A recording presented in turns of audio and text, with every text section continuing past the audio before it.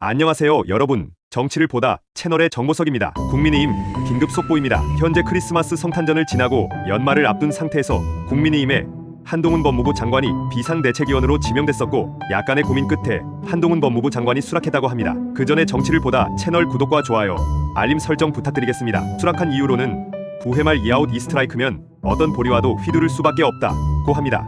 그만큼 국민의힘 지지율이 11월까지만 해도 상당히 좋지 않았고 민주당이 또 대량 의석을 접수할 거란 얘기가 있었는데요. 그런데 이제 24년 22대 총선에서 국민의힘이 총선 승리에 맞춰 청신호가 켜지게 되었습니다. 제가 예전에 말했듯이 김기현 체제로 가다가는 지지율과 의석수 모두 위험하다고 했었는데요. 그때 당시 저는 현재 국민의힘 소속으로 파워가 있는 인물들을 그나마 꼽았었는데 국민의힘 내에서 한동훈 법무부 장관의 비상대책위원장 지명은 단순히 리더십의 변화를 넘어서는 의미를 가지고 있습니다. 한동훈 법무부 장관은 그간 보여준 강력한 법 집행과 청렴한 이미지로 인해 국민의힘 내부뿐만 아니라 국민들 사이에서도 신뢰를 얻고 있습니다. 이러한 신뢰는 당의 전략적 방향성을 재정립하는 데 중요한 역할을 할 것으로 보입니다. 한편 이번 비상대책위원장 수락은 국민의힘의 새로운 전략과 방향을 설정하는 계기가 될 것입니다. 한 장관의 경험과 리더십은 특히 젊은 세대와 중도층 유권자들에게 어필할 수 있는 가능성을 가지고 있으며 이는 국민의힘의 지지 기반을 확대하는 데 기여할 수 있습니다. 뿐만 아니라 이번 변화는 국민의힘의 정체성과 이미지를 재정립하는 데 중요한 역할을 할 것으로 예상됩니다.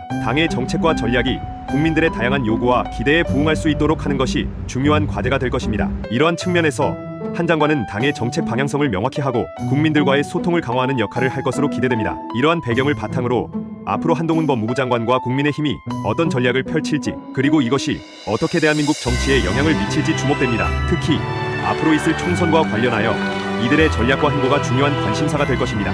이대로만 간다면 대권 후보까지 부드럽게 갈 수 있을 것이라고 합니다. 또 총선을 앞두고 그 와중에 민주당은 이낙연 탈당 후 신당 창당 의견 제시, 이상민 의원 탈당, 특히 이상민 의원은 총선 앞두고 민주당 내에서 첫 시작이었으니 의미가 심상치 않죠.